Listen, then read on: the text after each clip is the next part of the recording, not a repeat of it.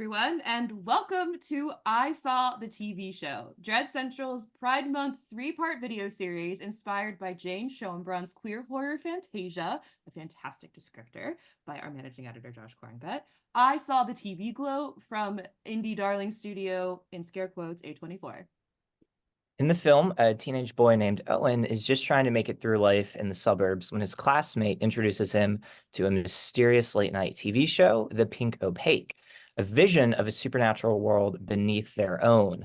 In the pale glow of the television, Owen's view of reality begins to crack. Over 3 weeks this Pride Month, the three of us will team up to discuss our own versions of The Pink Opaque, the life-altering teen genre TV shows that we were obsessed with as young queer kids in the 90s and the 2000s, decades that were somehow even more dangerous for queer kids and even more isolating. Yeah. So each week, one of us will share our personal relationship with a horror TV series that changed our young queer lives. And we're going to unpack how these shows helped us shape us creatively through escapism, monstrous allegory, and our social isolation, which I'm sure many people can identify with. So each episode of I Saw the TV Show will also be accompanied by a personal essay on the website, which will be linked in the description of this video as well. And before we jump into our first episode, let's just do some introductions so everyone gets to know who we are. First up, I'm Beth McAndrews, editor-in-chief of Dread Central and co-host of the Scarred for Life podcast on the Dread Central network. Cool. I am Josh Korngut. I am the managing editor of said Dread Central, and I also host a podcast on the network. It's called Development Hell. We tackle unmade horror movies. Check it out. And I am Chad Collins. I'm a staff writer here at Dread Central. I do not have a podcast, but I have guested on both Scarred for Life and Development Hell. So if you like me, check out my episodes there. Yeah, they're good. He did a good Scream one with me. Listen to it. And then we did Darkness Falls. Right? How dare you do Darkness Falls without me somewhere? You know that's special to us.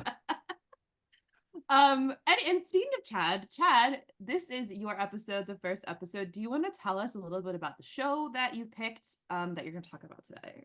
I would love to.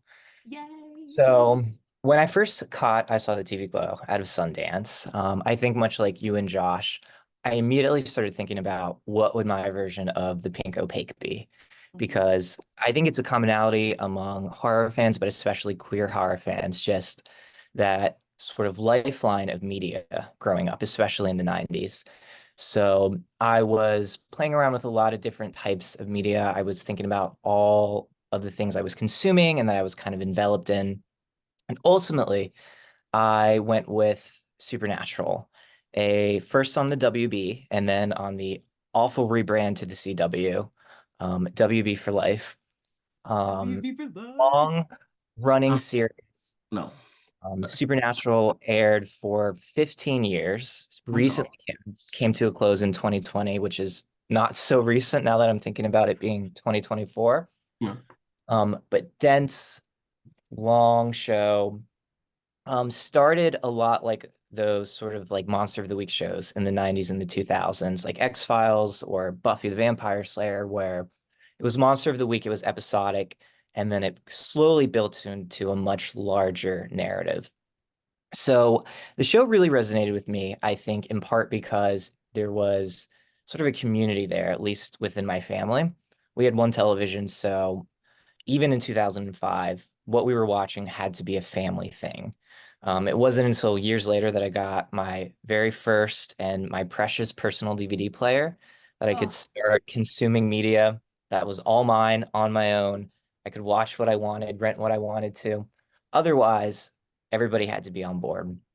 So we all watched Supernatural, and what really resonated with me, I think, is that while everyone else was watching this kind of goofy, silly, often very scary show about two brothers combating different monsters and supernatural sort of entities around the country, I was looking at it very differently. And I didn't realize it at the time, but in retrospect, it was capital H horny for the two leads, Jensen Ackles and Jared Padalecki. Everyone was too, but it was a lot of women online specifically talking about this. Oh, believe me, I have bred some Supernatural. Tumblr, baby. It's there. Oh yeah. I knew it. It's really cute. Later in the show, in a later season, they actually specifically call that out. Sam and Dean get into the car, and Dean, Jensen Ackles' character, says to Sam, "Have you seen this?" And they're reading online about all of the different ships people have made about them. And of course, in the universe of the show, they're like, "This is foul. We're brothers." Yeah. But metatextually, they're not, and I kind of get it. And it becomes a threesome at one point, but that's Yeah, neither. there are a lot of different supernatural ships that is one of those hidden icebergs, right? Where you see the tip and then it Oh just my goes God. Just the tip. it just the tip. So Supernatural was, I think, really the first episodic show I got into in that sort of way. I'd previewed Buffy the Vampire Slayer much later. I watched episodes of The X-Files here and there. But Supernatural, I think, was episodically the first one that I really was committed to the point that I was looking forward to. It was probably Tuesday nights, coming home, sitting down, 8 o'clock. We're all going to watch Supernatural. And what really again resonated was these kinds of burgeoning feelings. Because 2005, I would have been in, fourth or fifth grade and not firmly understanding why this show made me feel the way that I did. And I think it resonates and sort of parallels nicely with I Saw the TV Glow, Owen with the Pink Opaque, watching this show and having a hard time at first conceptualizing why this show is so important to him. He knows he wants to watch it. He's sneaking out to go watch it. It's all he can think about when he's asked about his sexuality later in the film. His response is simply, "I think I like TV shows." So at the time, right, I would have thought my sexuality was, well, I like Supernatural, whatever that means. And now, of course, I firmly understand what that means. But I wanted to talk today about a very specific episode. It's not a particularly scary episode. Like a lot of those shows, at times it can get to be a little goofy and silly. Scary enough to sort of draw in an audience, but not so scary that it's going to detract from, the banter or just the broader world they're trying to build where it's threatening, but not too threatening. We have to say that for season finales. So it's season 1, episode 17, and it's called Hell House. And the plot itself is kind of cute. It's fun. It is about a spooky man named Mordecai who has sort of regenerated in this small town. He'd murdered his family years before, and he's starting to appear again. So Sam and Dean, as was often the case, they start the episode, they get some kind of insight into something spooky is going on. Let's go drive our really cool car and investigate. So they go to investigate. Turns out that there is sort of a society in town that is like obsessed with Mordecai. And early age of the internet, they have a website dedicated to him. And this website has generated enough interest that Mordecai is like, "I feel very validated as a ghost. I'm going to come back because you're paying attention to me finally." Oh, I mean, that's very Freddy Krueger coded. It really is, right? If you believe in me, I'm going to return. Mhm. So they wow. track him down, right? They take care of him. A lot of the episodes are split into sort of this very conventional 3-act structure, right? You have the exposition and the introduction, you have that mid sort of climax, and then you have the come down full of banter, and then general, devices moving the plot toward its bigger goal, right? Sam and Dean, their family, their history, what they're doing as sort of demon hunters. But what particularly stood out to me, it's not a scary scene, is it is the first time the show features one of its leads shirtless. Oh, And it okay. is Jared Padalecki, and he has remarked in an interview after the fact, having done it on purpose. So we capture him in a motel where he and Sam or he and Dean are staying as they're investigating this small town in Mordecai. And he gets out of the shower and he's wearing nothing but a towel. And as the camera lingers on him outside of the bathroom door, he flexes his pec. And he remarks afterwards, in interviews about the show, having said, "I'd been working out a lot for the show, and I just really wanted to show something off," which is, I think, a very cruel thing to do to fans. It's like, don't talk about that, right? That I'm feeling feelings I've never felt before. I don't know what to think. And so, in terms of right where Oh, Super man. really landed for me was It was a big show. My family loved it. So my mom bought the DVD, the first season DVD, which I still own. I own up through season 5. I don't know where the rest of them went, but I was given the opportunity to take care of those as I got older, right? And my mom started to disseminate all of the old childhood DVDs we had. Who wants this? Who wants that? I said, I'm gonna take Supernatural. Fuck I'll take yeah. care of those. Um, but what I started to do is, 2005, right? Not understanding how I feel, new feelings, they're unusual to me. I'm trying to process them. When anybody was out of the house, right? If I was home alone or at least had some kind of privacy, I would take this DVD, I would go to the DVD player on the TV, and I would just rewind this scene and I would watch it over and over and over again. And it sounds very sad. And in No, fact, it's a little sad. I feel sad for, no, it's like Playboy under the bed, you yeah, know? like for fifth grade me though, right? Not understanding, but I knew enough, right, that it was not something I thought I should be doing, right? Mm. Playboy Under the Bed, I think, is a really good example because I think even at the time, right, some of the media I'd been consuming, right, that was accepted and that was, parents kind of were in this realm culturally, hegemonically. It was like your young kids, your boys especially, right? They're gonna look at this kind of stuff. But I knew that watching that particular scene, I was like, I don't think this is what they mean. I think this is something I have to secretly do. Yeah. No one is allowed to know that I'm doing this.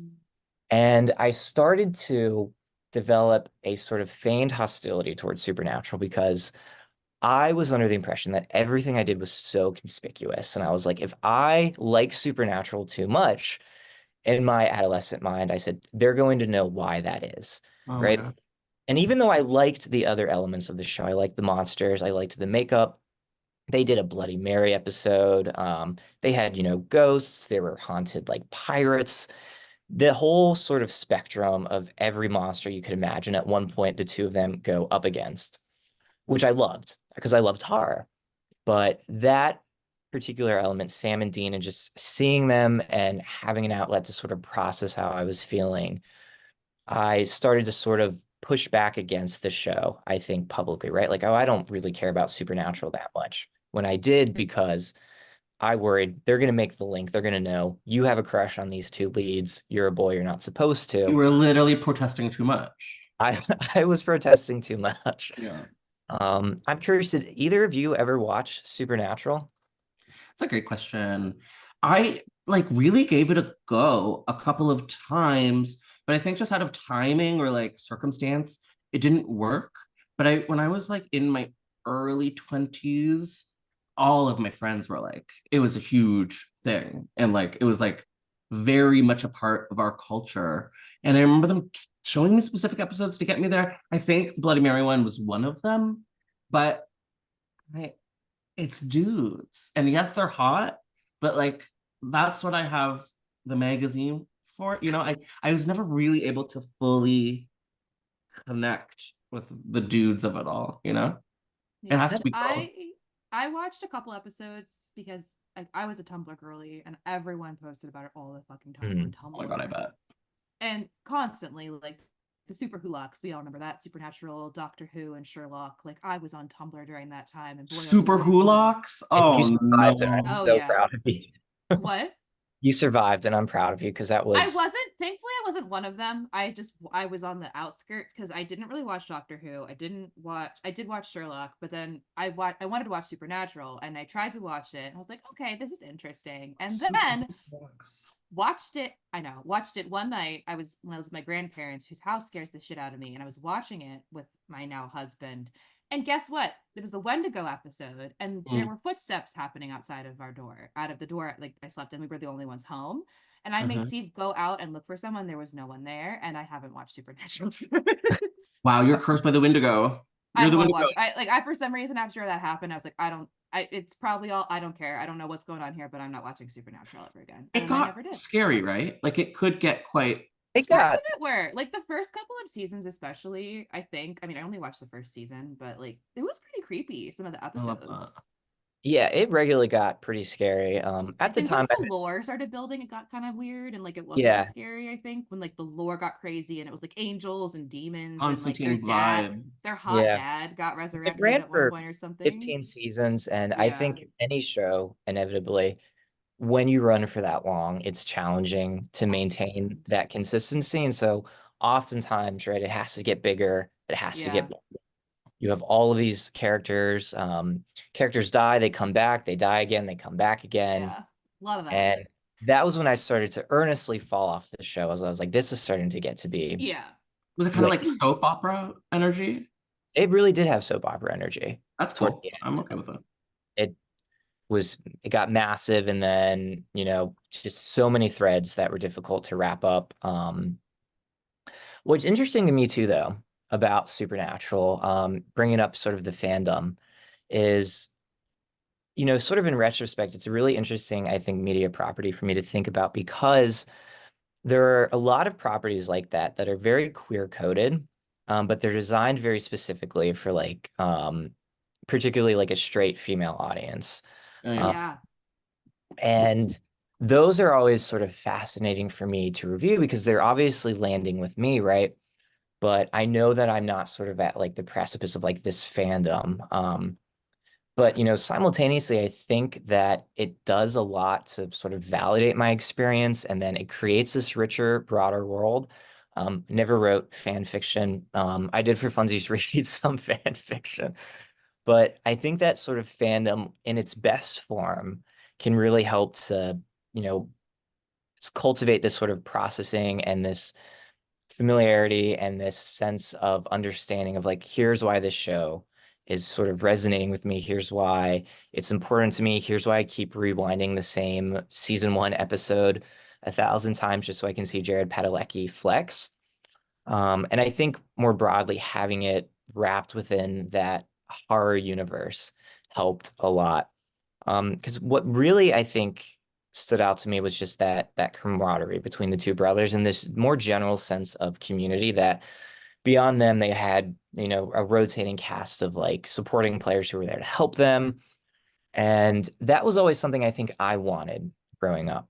I had friends, right? I had my social circle, but it never felt like I was being my authentic self there. And I liked when media sort of represented this is a group of people, they're kind of weird, they're doing weird stuff, but they're together and they're being authentic as a unit. And that was something that I was almost wistful for. I was like, this is what I want. I don't know how to necessarily get this myself. And of course, it took, recognizing my own identity and coming to terms with that and being, able to live that. Sort of consciously and publicly that I think I started to cultivate that kind of community. Because prior to that, I was in my own way, in a sense. Yeah. So Supernatural, I think, was, sort of, it undergirded my entire queer upbringing. It meant a lot to me. It was scary. It was funny. It was regularly very horny. Yeah. And in 2005, Josh, you brought up magazines. I didn't have those. We had one family desktop computer. And I was horrified of doing anything. I knew I had enough computer literacy to know, like, I'm Yeah. not doing anything on this computer because Yeah. somebody else is going Oh to yeah. see it. Oh Mm-hmm. yeah. Well, So I Chad. had my Supernatural DVD, and that season 1 That's your DVD version. Yeah. is Hell an yeah. artifact of my past, and Treasure it I've moved always. beyond it. I've, there's a richer world out there for me now, but I Yes. still do look back nostalgically on that DVD and how it kind of almost like buoyed me during those really, Yeah. really rough years. It's almost like That's less awesome. like a porno mag and almost more like when you like get like a Sears mag that had like like a underwear Oh, section. with the catalog, like the Victoria's Secret Yeah, catalog and yeah, stuff like that. yeah. Oh Where yeah. it's I like Oh yeah. did have, I'm gonna say you can't tell anybody, but you can tell people. we're on the air. There was a People magazine that had Nick Lachey. Oh my God. He'd been doing a concert and he like ripped his shirt off. And I was like, I love this People That's magazine. the one. That was the Oh one. yeah. Went just Nick Lachey at this concert. Chicken of the Um, He. Wow, Okay. that's an incredible deep cut. Yeah, Well, yeah. Chad, on that note, an incredible note about Nick Lachey, thank you for getting so personal and sharing so much about your favorite Pink Opaque adjacent show as a kid. What a wild story, and I love it. Yeah, me So too. thank I also want to shout out, like, Chad's the whole reason that we're here today. You know, this was his idea and it kind of yeah, spawned from one of his pieces, and we love Chad. we love Chad. Thank you. So everyone, read Chad's personal essay about Supernatural as well. It is linked below. Thank you, Chad, so much. And everyone, stay tuned next week for the next episode of I Saw the TV Show. It is managing editor Josh Korngut's episode, and we are talking about Buffy the Vampire Slayer. Yeah. All right. Thanks, everyone.